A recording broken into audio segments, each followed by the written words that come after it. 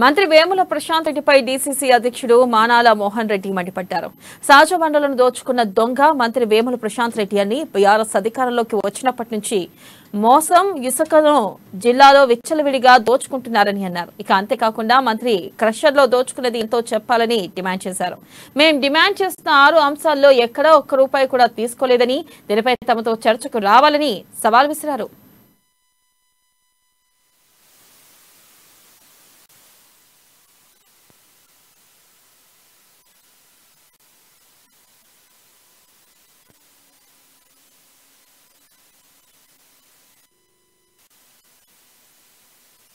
గత 2 రోజుల క్రితం ఈ జిల్లా మంత్రి ప్రశాంత్ రెడ్డి గారు అవినీతి పైన అక్రమాల పైన ప్రతిపక్షాలకు బహిరంగ సవాలు విసురుతున్న వారం రోజుల్లోపు నిరూపించకపోతే ప్రతిపక్షాలు ముక్కు నేలకు రాయాలంట అన్నాడు.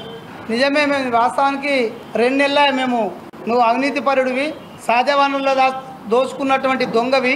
ఎందుకంటే ఈ రాష్ట్రం టీఆర్ఎస్ ప్రభుత్వం ఏర్పడ్డ నుండి సహజ వనరులైనటువంటి ఇసుక, మైనింగ్, మొరం ఈ జిల్లాలో యథేచ్ఛగా అన్ని నియోజకవర్గాల్లో విచ్చలవిడిగా దోసుకుంటున్నటువంటి పరిస్థితిని ఈ జిల్లా ప్రజలందరూ కూడా గమనించారు. ఆ విషయాలన్నీ కూడా బహుశా పత్రికా సోదరులందరికీ కూడా తెలియనివేం కావు.